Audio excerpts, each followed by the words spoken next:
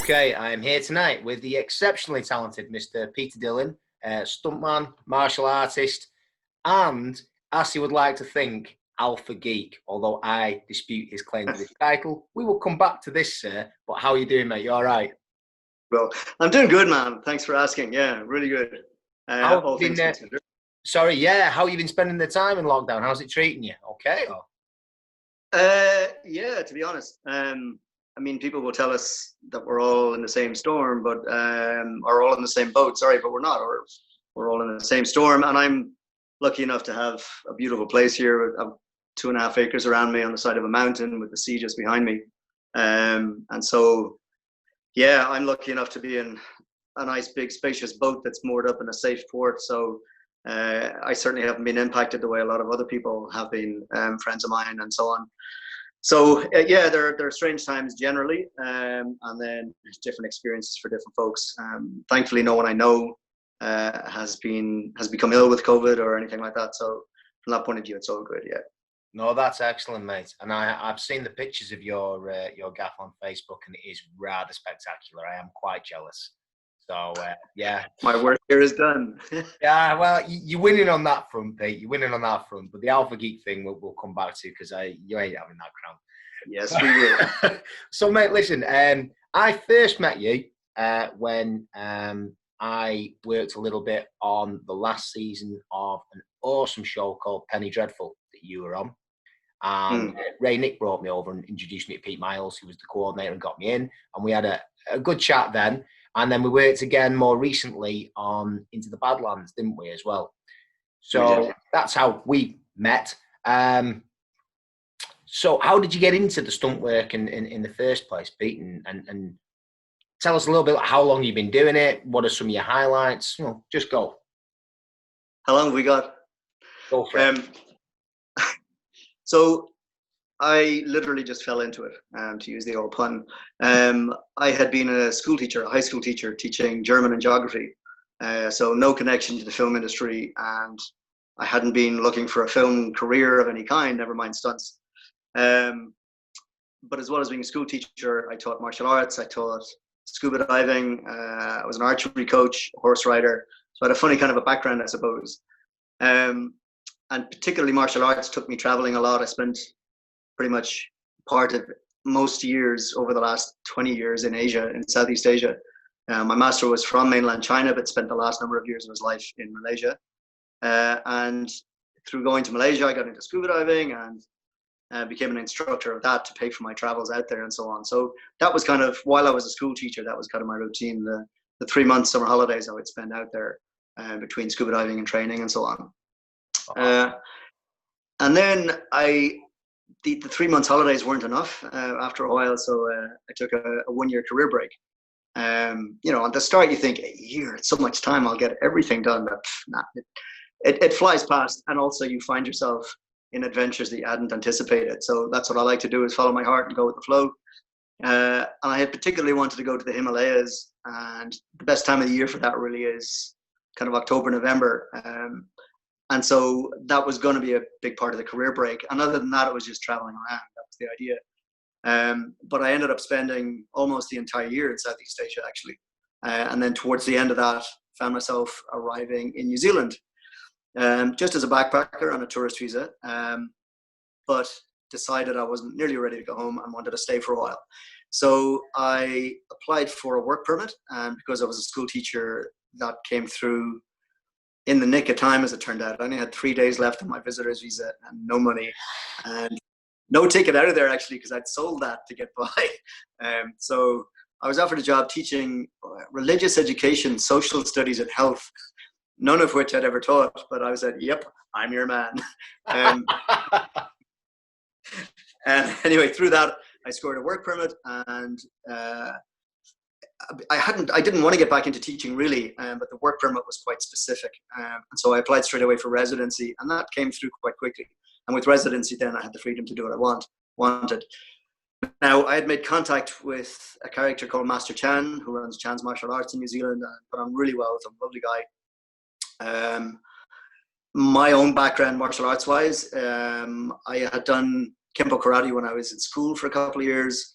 And then I did I kind of knew I was looking for something, but didn't know what I was looking for, to be quite honest. Joined a kung fu club when I started in university, but that wasn't what I was after either. And then I met a guy called Sung Yu Cheng, who was Chinese from Malaysia, and he was teaching kind of a smaller unofficial group in university. And his system was Foot Gar Shaolin. So that was my first entrance into a different world and a different approach to the whole thing. Because quite often in the West, you know, martial arts are a pastime or a hobby or whatever else. But for him, it was part of his tradition and his culture and his heritage. And he would only teach it in that context. So you were either on board holistically for the whole thing, which included learning to cook Asian foods and, you know, dealing with minor injuries from training and so on. And that's what gave me access to what I now knew that, yeah, this is what I want. This is what I'm after. And that's what started me traveling to Southeast Asia. I think I was 20 when I first went out there in 1987 or 1988 or something. Subsequently, he then moved back to Malaysia, and I'd only had a couple of years training with him. But having been out there, I could see what people could do, and I wanted that. So, to cut a long story short, met another Shaolin master from a different Shaolin system called Nan Shaolin Wu Tzu Chuan, which is Southern Shaolin, Five Ancestors Fist. Yeah. And his name is Han Kim Sen, and he lives in London, actually, in Harrow. Amazing guy, you know, phenomenal martial artist, and yeah, great character. And through him, I met Master Chi Kim Tong, Grandmaster Chi Kim Tong, who, as I said, was originally from China, but spent the last number of years of his life in Malaysia. So I had this kind of big triangle of traveling between here in London and Ireland and Malaysia, basically connecting with these guys and learning from them. So essentially, since about 1992, I think, I've just been doing the Nan Shaolin, the Wu Tzu Chuan, the Five Ancestors Fist. And I've kind of brought that with me as I've traveled, and I absolutely love it. I've been very lucky with the teachers that I've found, and the doors that it has opened, the way it's opened my eyes to things that I just wouldn't have found through my own culture has been phenomenal, a real adventure. And Master's view always was, you know, when you need a teacher, you'll find one, but when other people need a teacher, you've got to be there for them too. So now we jump back to New Zealand, and where I was earlier, this guy, Master Chan, got on very well with him, a lovely guy, runs a big school over there. And his brother Kin and myself got on very well. And we were training together one Saturday morning, and one of his students was, as it turned out, he was the assistant swordmaster on Lord of the Rings at the time on the pickups, first one. And yeah, we all kind of went for lunch after training, and we're introducing ourselves, and hey, how you doing? What do you do? And he said, I work in the film industry. Oh, what do you do? I do stunts. Oh, that sounds interesting. How did you get into that? And again, to cut a long story short, he basically said, look, there's some work coming up. Do you want a job? And I said, yeah, well, why not? And I swear to God, I only said yes because I thought, oh, that's another good story for my travels. Yeah. No idea that this would then become my career. And I realized a few things from day one on set. One, I knew nothing. And so eyes open, ears open, mouth shut. And, you know, be aware, be alert, you know, learn from the good guys. Because you're surrounded by extraordinary talent on a film set. You know that yourself. Yeah. And, you know, never watch anybody else work. You know, if mats need moving, you move the mats. And really just kind of absorbing as much as I could. But then becoming interested in the technical end of things as well. Because originally I had no idea. You know, they'd call out a lens type and I wouldn't know, you know, are you this big? Are you this big? You know. And so that became quite important for how you perform and where you are on the set and all that sort of stuff. And I found the whole thing just an absolute blast. You know, it was amazing. And an incredible learning environment as well. So I think this was 2001, by the way. Right. And so that first job was pickups on the first Lord of the Rings. Wow, A bit of motion capture, which I'd never even heard of, actually. So that was interesting too. And so I did part-time stunts and part-time teaching for 3 years till 2004. And then since then, just stunts. So again, I've been very lucky. I've tended to go from job to job. So I worked in the Rings trilogy. I worked on the Chronicles of Narnia trilogy. I worked on the Hobbit trilogy. I worked on Avatar. Hey, and then, to be honest, mate, just those films alone, the fact that you've worked on those films, I must say What? you're now already scoring highly on the Alpha Geek points. I'm going to have to pull something out of the hat, but I'm still quietly confident. You haven't seen what I've got here, but we'll continue, please. Yeah. I just can't wait to get to that part. This is exciting. Yeah. So and then I moved back to Ireland after The Hobbit, which was end of 2013.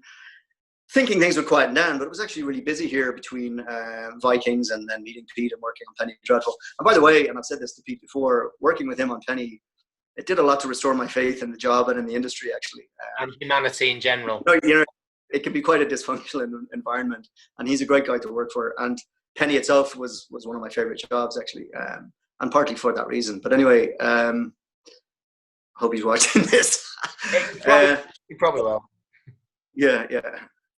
And then probably about 3 years ago, I was on set on Vikings, and I just found myself, for want of a better word, kind of over it. I just felt everything was just a bit of a merry-go-round, a bit of a hamster in a wheel kind of thing, and I was working hard and getting a lot of work, which is the great complaint, but I felt like I was sprinting and going nowhere in a lot of ways. And so I think it was towards the end of 2016 that I started looking for the next adventure, essentially. And I remember I went to Costa Rica that summer. Wow. And while I was there, I bought, I don't know if you can see that that cover on the couch is actually, it's a giant sheet basically with the Tree of Life on it. And it was hanging by the beach over kind of a washing line, essentially, with the sun coming through it. And I consciously bought it as the first thing for my new house, which I hadn't even started looking for at that point, and so it was nearly 3 years ago I moved down here to West Cork, and this is the next adventure. I needed somewhere. I think I found between Trumpism on the left and Brexitism on the right, I felt there was a lot of agitation in the world around me, and I found myself, I think, unconsciously pouring my energy into things that I could do nothing about, really. And so I made that decision then that I wanted to be consciously putting into my energy into something that first and foremost nourished me, and then was good for anybody else who happened to find it. And so I was looking for a place where the place in and of itself would become part of that process. And I was lucky enough to find it. I'll walk you outside if you want at some point and show you around. You know what? So firstly, that's good, and secondly, that makes complete sense to me. I mean, I think everyone at times definitely sort of loses sight of the boundaries a little bit, and where you stop and where the wheel begins, and what you can and can't control and things. And it's pretty easy to get swept up in that. And I've had similar experiences. Everything you just said to me makes perfect sense there. And I get it. And just from what I've seen on Facebook, it looks like you've definitely found the place. So good luck. Well, welcome. Yeah. It's interesting you said you used the word control there, and you're absolutely right. I've always tried to work off the principle that the only thing that I can and should try and have any control over in my life is myself. And in that you learn, I guess, through a sense of responsibility, you learn a sense of power in your own life, because no one else is to blame for anything that goes tits up, So we've gone through, we've talked quite a lot about your martial arts. We've touched on your films, but what I will ask just before we, go on to the meat and gravy of this particular interview, before we get down to it, all right, just a quick one, really. I mean, firstly, what have been your highlights in the film and TV world, as far as you're concerned? Have you ever had those moments where you've gotten to work with somebody that you've admired or watched for a long time and it hasn't disappointed? I've had a few cool moments like that. Anything that's I think a general answer to that is just the people generally that I've come across in the film industry. Some extraordinary friendships and fascinating people with wonderful skill sets, all coming together with a jigsaw puzzle piece that's essential for the overall picture, if you know what I mean. And I've always enjoyed being part of that sort of process, and I've made some small amount of done very much. Yeah. in terms of meeting people and working with people, I mean, obviously, you know yourself as a stunt performer, you end up working very closely with all the actors and quite possibly kind of training them as well. I was the archery coach on The Hobbit as well, so that was a bit of crack, working with the actors doing that.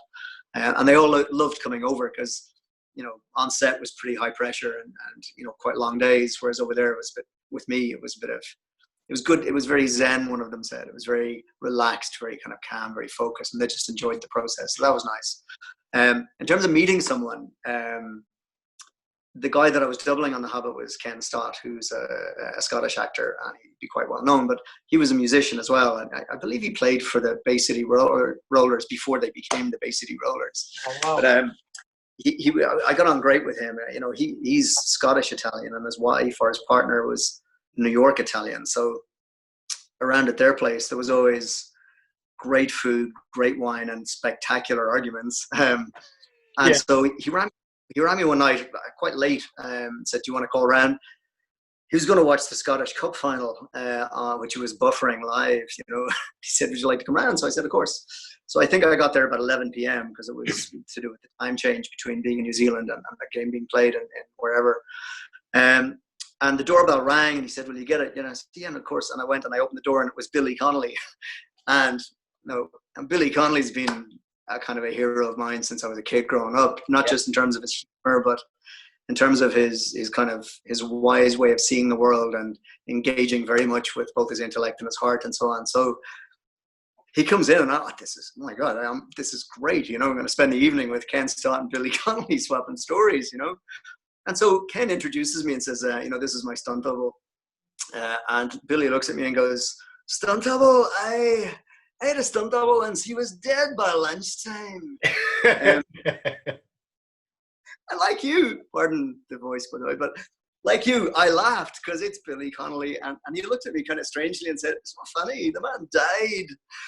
And what had happened was the guy had some sort of a headache apparently and took something he was allergic to and passed away. So my first impression to Billy is that I'm laughing at a dead guy's, story of his. And, I just, oh my God, can we just start again? But it was a fantastic night and really, really interesting listening to the two of them. Very much working class heroes, the two of them, swapping stories about the dives they'd have worked on and being, stiffed by the manager for the few quid they were supposed to get anyway. So in terms of meeting someone, I know it's a slightly sidetracked story, but I particularly remember that. But I think, the adventure has been extraordinary. I think personally what I've loved about it as a way of making a living is that, when you're working, and when you're not, you're not. And so I like being able to focus completely on whatever it is that I'm doing, physically, mentally, emotionally, spiritually. Everything gets drawn into what I'm doing.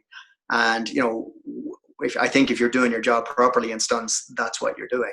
Not talking sitting around at the downtime, but the actual physicality of it, and then when you're done, you're done. You're not bringing anything home in a briefcase, and so it facilitated a life that made sense to me, and allowed me to balance out the crazy hours and the intensity of film work with going and teaching scuba diving on an island in the South China Sea, or now living here, so yeah, that would be my answer to your question. That's an amazing answer, man. Okay.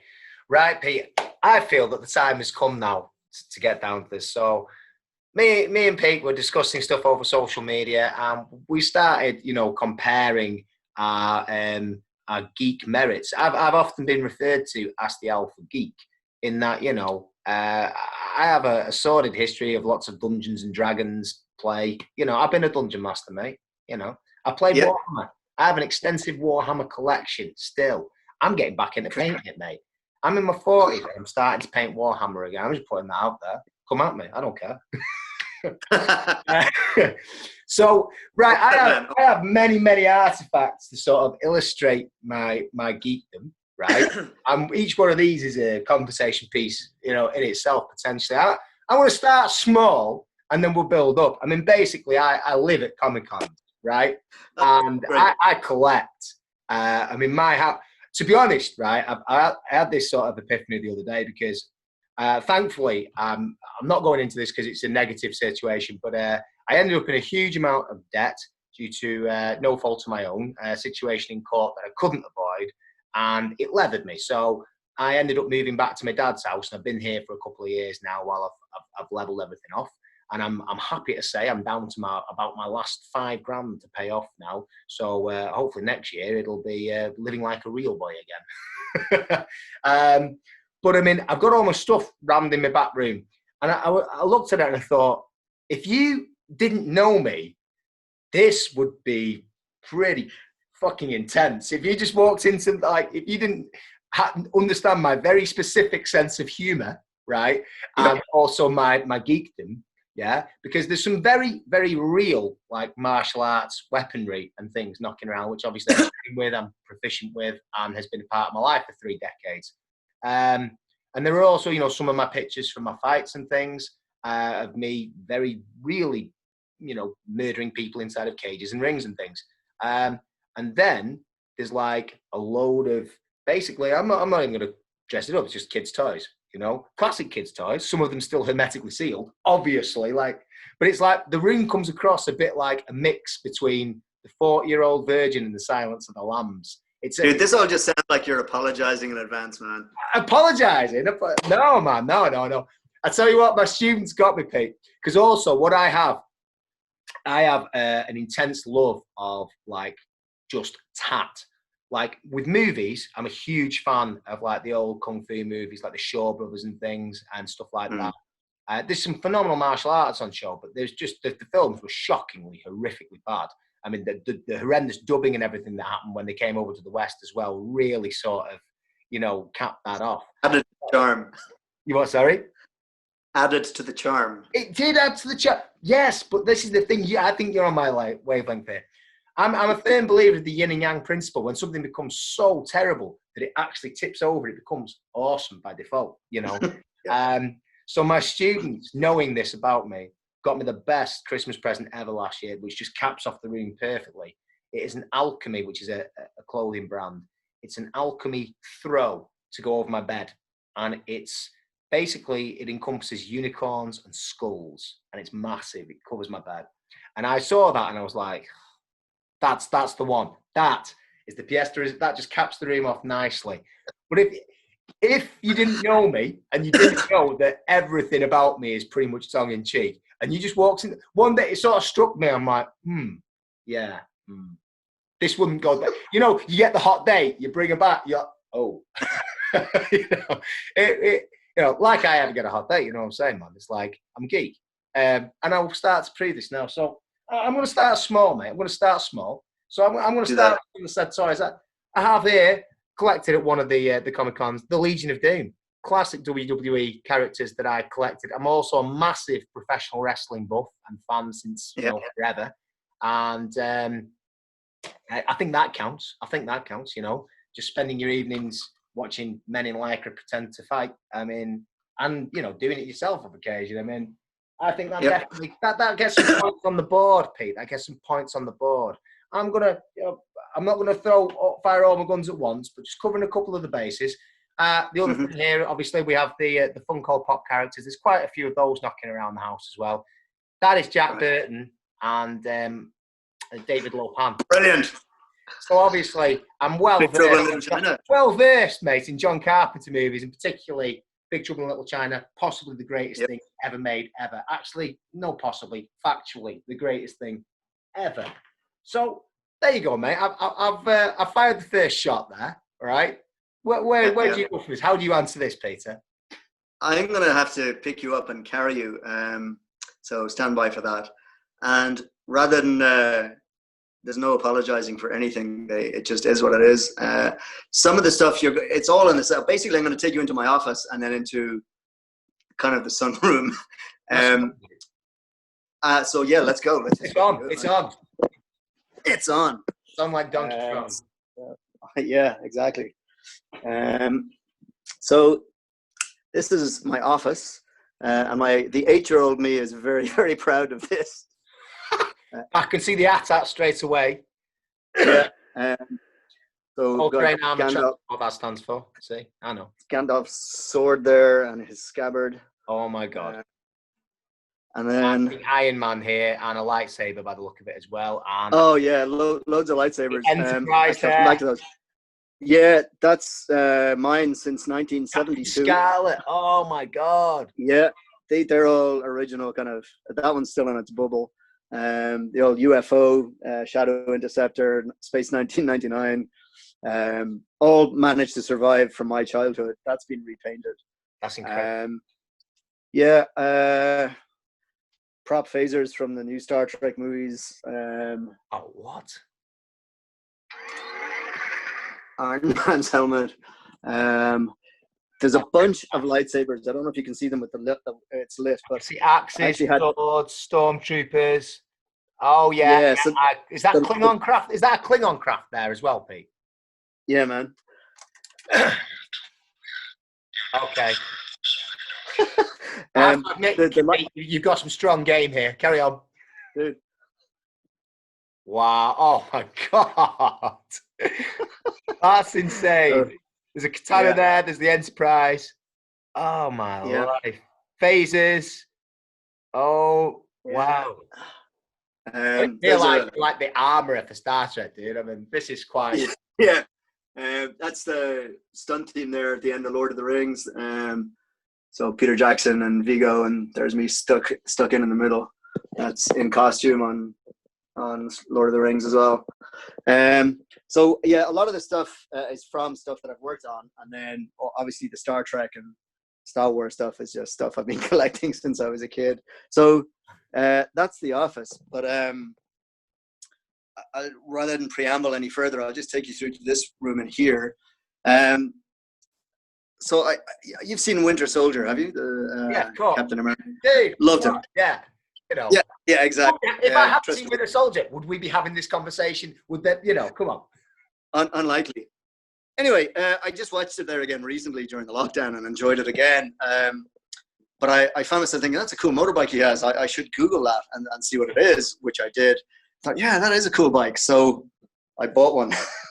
Oh my God. Yeah. All right. Oh, wow. That's pretty badass. Now, in fairness, I didn't buy it because it's Captain America's motorbike, but that was the journey that led me to buying this particular one. So it just arrived last week, which is great. Inspired it. Captain America inspired the purchase of that bike. Yeah, pretty much. So this is stuff, I don't know how well you can see. That's a costume I wore on Legend of the Seeker, which is a TV series. I had an acting part, and that was my costume for that. And then this costume here is also from the same TV show. And these were the Dragon Corps sort of badass bad guy warriors. Beautifully made, all sort of hand-formed leather armor, and the helmet and cloak and sword, and the shield is over in the corner. That's my weapon there from The Hobbit. Oh, wow. Wow. See here, so that's kind of nice. And there's my action figure with the same sword. Hermetically sealed Hobbit action figure. Okay, I like it. it. Yeah. And then again, like I never worked on Star Wars, but I've been into it since I was a tiny kid. So I've managed to acquire some of these kind of Han Solo's blaster. Oh man. Yeah, that's Blade Runner. Rebel Trooper blaster and Stormtrooper blaster. What? So there you go. Well, Pete, I tell you what, mate. You honestly, I have some quite nice pieces that I simply don't have the volume, but I still have some strong game, which I think could tip it in my direction still. This is not what I mean, okay. I have a life-size Clone Trooper helmet here. I often wear this, when I'm drinking alone and watching the entire trilogy in order, of course. Trilogy? The entire saga in order, let's be honest. I drink Jack Daniels through a straw. I sit there with my Clone Trooper helmet on. Yeah. I think I rock this. You know what I mean? I think this totally works. That can definitely I pull that off well, right? Yeah. Let me just interrupt you for a second there, because I've had I don't know if you noticed the Boba Fett helmet, but I've been I've had that in the cars I've been driving around recently, hoping that one of the supermarkets would say, "Sorry, you can't come in if you're not wearing a mask." And the plan was to put on the Boba Fett helmet and go back in, but it just hasn't happened yet. That needs to happen. Though. I have, yeah, mate. I have my my Boba Fett T-shirt on. You know. Nice. Yeah, sharp man. Yeah. I have a hermetically sealed character of the Crow here that I picked up at a Comic-Con. Brandon Lane, the Crow. That's pretty good. That's strong game. That's just not your everyday geekdom. That sort of thing you need to go to conventions for. You know, that just says I don't get dates at the weekend. That's what that says right there. I have some artwork here. I mean, look, this is my own, you know, inner geek coming out. This is a compilation of 80s album covers that I've penned myself, you know. Wow. Say that took some time, Dave.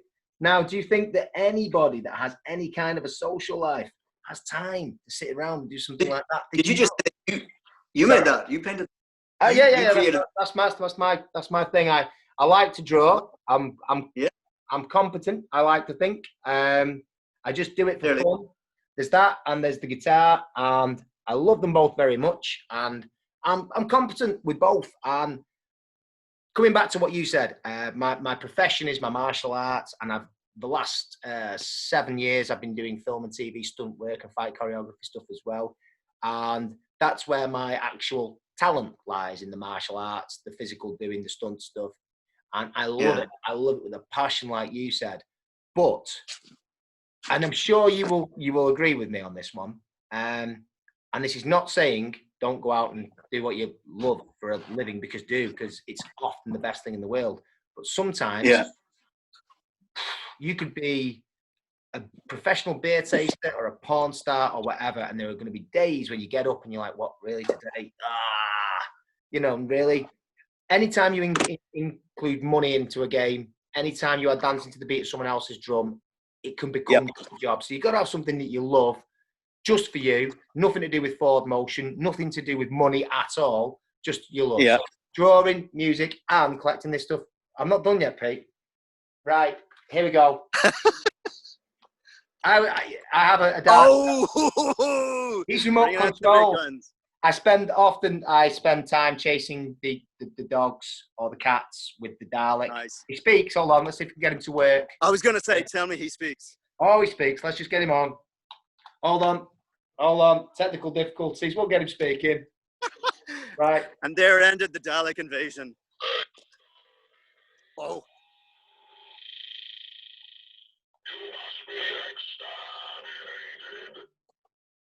There's some game for you right there, my friend. There's some game right there. Nice, man. So, Pete, you're now outside the house. I have one last piece to hand that might still seal the deal. We'll see, right? We'll see. But you go. Where are we now, man? Oh, the dojo. Yeah, wow. Yeah. So I built this just the year after I moved in and started teaching up here about a year ago. But this is my place, my space, my heart at home. So I'll just show you around a little bit. Oh, mate. Well, I'll tell you what, there's nothing geeky about this, but this is instilling intense jealousy in me. I won't lie. This is incredible, man. Beautiful. Wow. You have more weapons than me. Not that many, but more. Yeah. And I guess the reason I walked up to show you this is in the context, not just of the interview and the chat here, but also the title that you've given it, which I really like, by the way, that this place represents the culmination of one hell of a journey, a physical journey to various parts of the world, and obviously a kind of a journey within myself, learning and exploring and finding teachers and becoming the teacher. And so to be able to stand in dreams made real, for me, is what it's all about. And I was asked to give a talk a number of years ago, sort of about my journey or whatever. I kind of thought, I don't know, and then I decided I would, because it's better to say yes than no a lot of the time, I think, depending, obviously. But the title I gave it was The Advantage of Hoodie. Because if you're nobody, you can actually be yourself. And you're free to be yourself rather than being a somebody that somebody else expects you to be. So that was going to be the thrust of the talk, but it never happened in the end because I ended up working on Vikings at the time, and so it went by the by. But that's absolutely how I feel, the ability to be yourself. Who else can you be? Everybody else is taken. That's wild, isn't it? Be yourself, everybody else is taken. That's one of my favorite quotes of all time, man. So again, wow. I'm frozen. Okay. I'll walk back down again. Anyway, look, I wanted to show you that place because of that, in the context of what we're talking about, I tell you, Pete, I'm not being funny. That looks like what I dreamed of when I was a child. That's an incredible space, my friend. Wow, I'm blown away with that. Well, I get my point sort of in saying what I just said and showing you that is that, honestly, if I can do it, anybody can do it. And a lot of people will say, oh, you're so lucky, you're so lucky. And to be honest, that's a bit irritating. My usual answer is it's amazing how lucky you get when you work hard. So, yeah, that's what I found. The harder I work, the where I am, luckier I get. Yeah. Wow. That's stunning, man. Yeah. So, yeah, I am lucky in that sense. And listen, you've got to come over, bro. You've got to come over, You don't have to twist my arm, mate, especially after you showed me that dojo. You're not twisting my arm. I'd love to. We will, when this lockdown madness ends, in seriousness, all seriousness, that's happening. I have a little bit of a bucket list thing going on at the moment. Not because there's anything terrible at hand, just because, I've nearly bit the bullet a couple of times. Once been the said car accident. I have,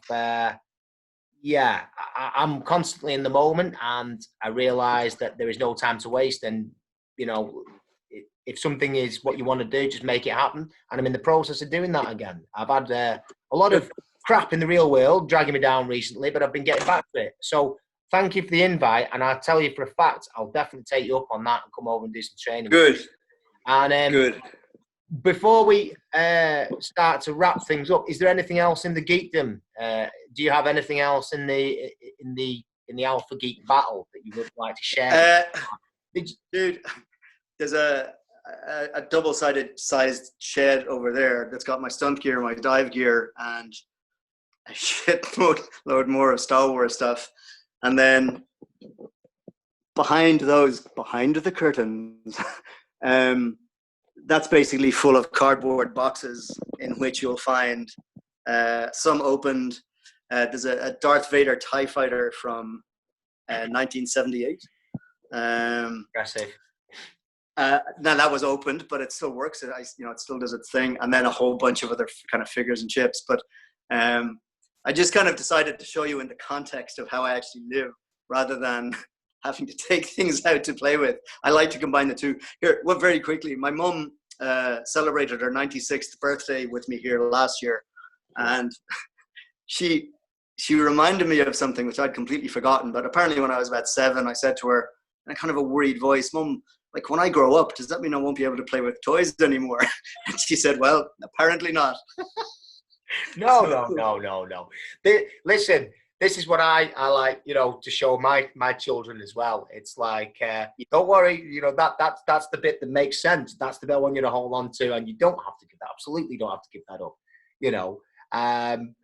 So admittedly, Peter, you do have the quantity on me. I can't compete with that.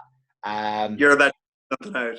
But I do have one last item that might just, seal the deal. Now, it also brings into my love of music and guitar and things, but I don't know if you can see this. This is a signed album by the band Winger, whom I think are awesome, to be quite honest. Mm-hmm. They're so, even Beavis and Butthead took the piss out of these guys. Even they said that these guys were not cool. And I just think I think it builds a case, Pete. I think it still keeps me in the game. You know what I mean? There's no coming back from that. There's no coming back. That's about as genuine as it gets. That's full on, man. That's full on. I have a signed Winger LP. I'm not ashamed. I'm not apologising. Sorry, not sorry. No. Right? Yep. Brilliant. Brilliant.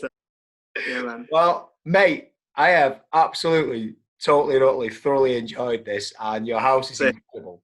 And thank it, to be honest, my friend, it looks pretty much like what I would do with just more scope, which hopefully I will have in the next few years. So maybe you we'll have will. to revisit this conversation and this Mhm. competition in a couple of years when I've got my feet Yeah, more properly under me, and yeah. we can have a look at that. Now, in a moment, I'm going to end the interview and just stop the recording. But don't jet off straight away. We'll just have a bit more of a chat afterwards. Cool. But for now, thank you so much for your time and showing us your collection of incredible memorabilia and your. I think, to be honest, man, you've probably edged the title from me. It's been closely run. I don't know. I think the Winger album. I think there's an argument. We might have a vote Yeah. on this. You know what I mean? Either Well, that maybe, but it could go on. I also think it's an evolving situation. You know, this is a dynamic. This is real life happening. So, like you say, let's put another 2-year cap on it It's and not over. revisit and see. It's not over. No, I'd say it's a close tie today. Let's call it a tie. Let's call it a draw. Yeah. Yeah. But mate, it's been an honour, and thank you so much. And if you just stay Pleasure. on a little bit afterwards, and we'll just have a bit of a wrap up. But for the purposes of the recording and the show, thank you so much, Pete. And I will hopefully speak again very soon. Take care, man. Cheers. Brother, mind yourself. Thank you. Thank you, my friend.